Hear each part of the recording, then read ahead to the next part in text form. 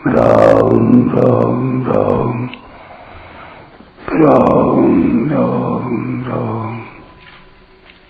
राम राम राम नारायण नारायण। अहंकार दो तरह का होता है, अहम वृत्ति और अहम कर्ता।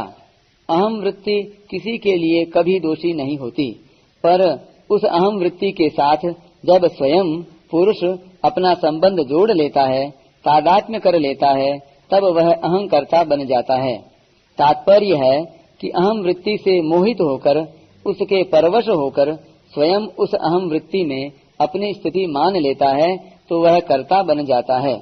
अहंकार विमूढ़ात्मा कर्ता अहमिति मन्यते। प्रकृति का कार्य बुद्धि महतत्व है और बुद्धि का कार्य अहम वृत्ति अहंकार है। यह अहम वृत्ति है तो बुद्धि का कार्य, पर इसके साथ तादात्म्य करके स्वयं बुद्धि का मालिक बन जाता है, अर्थात कर्ता और भोक्ता बन जाता है। पुरुषः प्रकृतिस्थो ही भुंक्ते प्रकृतिजान गुणान, परंतु जब तत्व का बोध हो जाता है तब स्वयं न कर्ता बनता है और न भोक्ता ही बनता है। शरीरस्थोपि कौन्तेय न करोति न लिप्यते। फिर कर्तृत्व भोक्तृत्व रहित पुरुष के शरीर द्वारा जो कुछ क्रियाएं होती हैं, वे सब क्रियाएं अहम वृत्ति से ही होती हैं। इसी अहम वृत्ति के द्वारा होने वाली क्रियाओं को गीता में कई तरह से बताया गया है। जैसे प्रकृति के द्वारा ही सब क्रियाएं होती हैं, प्रकृति के गुणों द्वारा ही सब क्रियाएं होती हैं, गुण ही गुणों में बरत रहे हैं, गुणों के सिवाय दूसरा कोई कर्ता नहीं है, इंद्रियां ही अपने अपने विषयों में बरत रही हैं आदि। तात्पर्य है कि बहिकरण और अंतःकरण के द्वारा जो क्रियाएं होती हैं, वे सब प्रकृति से ही होती हैं। पुरुषः सुख दुःखानां भोक्तृत्वे हेतुरुच्यते। अनुकूल परिस्थिति के आने पर सुखी होना यानी राजी होना, यह सुख का भोग है, और प्रतिकूल परिस्थिति के आने पर दुखी होना यानी नाराज होना, यह दुख का भोग है। यह सुख दुख का भोग पुरुष में ही होता है, प्रकृति में नहीं, अर्थात चेतन में ही होता है, जड़ में नहीं। क्योंकि जड़ प्रकृति में सुखी दुखी होने की सामर्थ्य नहीं है, अतः सुख दुख के भोक्तापन में पुरुष हेतु कहा गया है। अगर पुरुष अनुकूल प्रतिकूल परिस्थितियों से मिलकर राजी नाराज न हो तो वह सुख दुख का भोक्ता नहीं बन सकता। 7वें अध्याय के 4-5वें श्लोकों में भगवान ने अपरा और परा नाम से, अर्थात जड़ और चेतन नाम से अपनी दो प्रकृतियों का वर्णन किया है। ये दोनों प्रकृतियां भगवान का स्वभाव हैं, इसलिए ये दोनों स्वतः ही भगवान की ओर जा रही हैं। परंतु परा प्रकृति चेतन जो परमात्मा का अंश है और जिसकी स्वाभाविक रुचि परमात्मा की ओर जाने की ही है, तात्कालिक सुख भोग में आकर्षित होकर अपरा प्रकृति के साथ यानी जड़ के साथ तादात्म्य कर लेता है। इतना ही नहीं, प्रकृति के साथ तादात्म्य करके वह प्रकृतिस्थ पुरुष के रूप में अपनी एक स्वतंत्र सत्ता का निर्माण कर लेता है, जिसको अहम कहते हैं। इस अहम में जड़ और चेतन दोनों हैं। सुख दुख रूप जो विकार होता है वह जड़ अंश में ही होता है, पर जड़ से तादात्म्य होने के कारण उसका परिणाम ज्ञाता चेतन पर होता है, अर्थात जड़ के संबंध से सुख दुख रूप विकार को चेतन अपने में मान लेता है कि मैं सुखी हूँ, मैं दुखी हूँ। जैसे घाटा लगता है दुकान में, पर दुकानदार कहता है कि मुझे घाटा लग गया। ज्वर शरीर में आता है, पर मान लेता है कि मेरे में ज्वर आ गया। स्वयं में ज्वर नहीं आता, यदि आता तो कभी मिटता नहीं। आत्मानं चेद् विजानीयादयमस्मीति पुरुषः किमिच्छन् कस्य कामाय शरीरमनुसंज्वरेत्। यदि पुरुष आत्मा को मैं यही हूँ इस प्रकार विशेष रूप से जान जाए, तो फिर क्या इच्छा करता हुआ और किस कामना से शरीर के ज्वर से ताप से अनुतप्त हो। सुख दुख का परिणाम चेतन पर होता है, तभी वह सुख दुख से मुक्ति चाहता है। अगर वह सुखी दुखी न हो तो उसमें मुक्ति की इच्छा हो ही नहीं सकती। मुक्ति की इच्छा जड़ के संबंध से ही होती है, क्योंकि जड़ को स्वीकार करने से ही बंधन हुआ है। जो अपने को सुखी दुखी मानता है वही सुख दुख रूप विकार से अपनी मुक्ति चाहता है और उसी की मुक्ति होती है। तात्पर्य है कि तादात्म्य में मुक्ति की यानी कल्याण की इच्छा में चेतन की मुख्यता और भोगों की इच्छा में जड़ की मुख्यता होती है। इसलिए अंत में कल्याण का भागी चेतन ही होता है, जड़ नहीं। विकृति मात्र जड़ में ही होती है, चेतन में नहीं। अतः वास्तव में सुखी दुखी होना चेतन का धर्म नहीं है। प्रत्युत जड़ के संग से अपने को सुखी दुखी मानना ज्ञाता चेतन का स्वभाव है।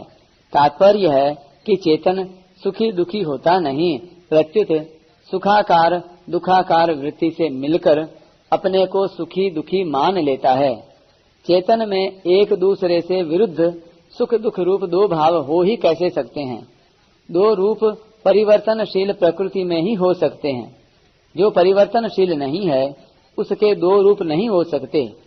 तात्पर्य यह है कि सब विकार परिवर्तनशील में ही हो सकते हैं। चेतन स्वयं ज्यों का त्यों रहते हुए भी परिवर्तनशील प्रकृति के संग से उसके विकारों को अपने में आरोपित करता रहता है। यह सब का अनुभव भी है कि हम सुख में दूसरे तथा दुख में दूसरे नहीं हो जाते।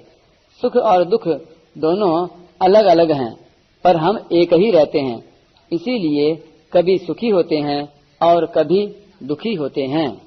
परिशिष्ट भाव भगवान क्षेत्र और क्षेत्रज्ञ के विभाग का ही प्रकृति और पुरुष के नाम से पुनः वर्णन करते हैं।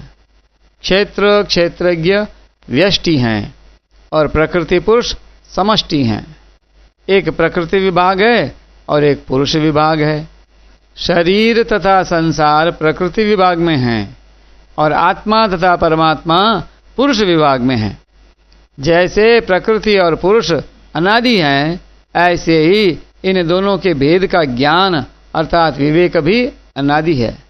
अतः विवेक दृष्टि से देखें तो ये दोनों विभाग एक दूसरे से बिल्कुल असंबद्ध हैं, अर्थात दोनों में किंचित मात्र भी कोई संबंध नहीं है। प्रकृति तो असत जड़ तथा दुख रूप है और पुरुष सत चित तथा आनंद रूप है। प्रकृति नाशवान विकारी तथा क्रियाशील है और पुरुष अविनाशी निर्विकार तथा अक्रिय है। प्रकृति की नित्य निवृत्ति है और पुरुष की नित्य प्राप्ति है। गीता के आरंभ में भी भगवान ने इसी विभाग का वर्णन शरीर और शरीरी, देह और देही, सत और असत आदि नामों से किया है। पुरुष ही अहम को स्वीकार करने से जीव, क्षेत्रज्ञ, शरीरी, देही आदि नामों से कहा जाता है। अतः इस विभाग को ठीक ठीक समझना प्रत्येक साधक के लिए बहुत आवश्यक तथा शीघ्र बोध कराने वाला है। कारण कि शरीर और शरीरी को एक मानना ही बंधन है और इन दोनों को बिल्कुल अलग अलग अनुभव करना ही मुक्ति है। भगवान शक्तिमान हैं और प्रकृति उनकी शक्ति है। माया तो प्रकृतिम विद्यान मायिनम तो महेश्वरम।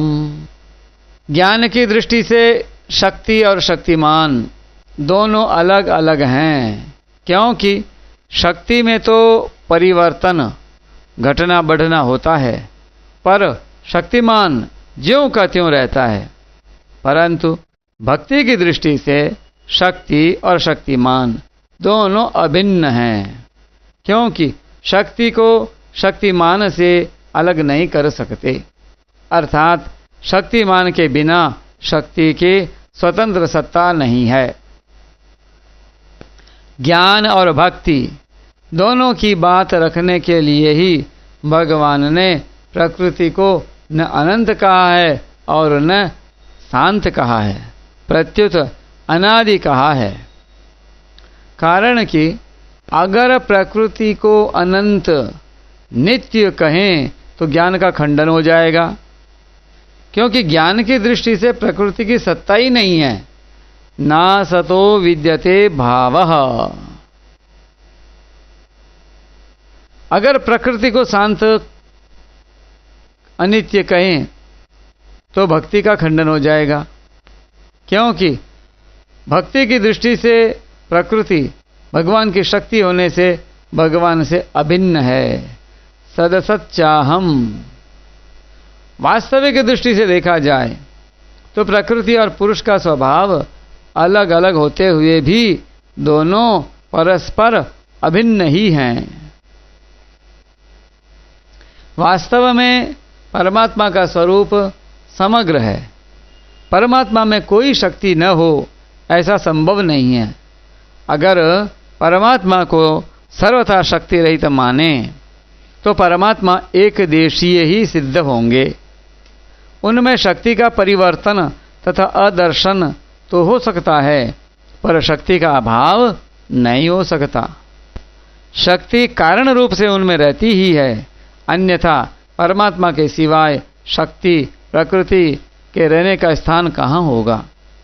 इसलिए यहाँ प्रकृति और पुरुष दोनों को अनादि कहा गया है।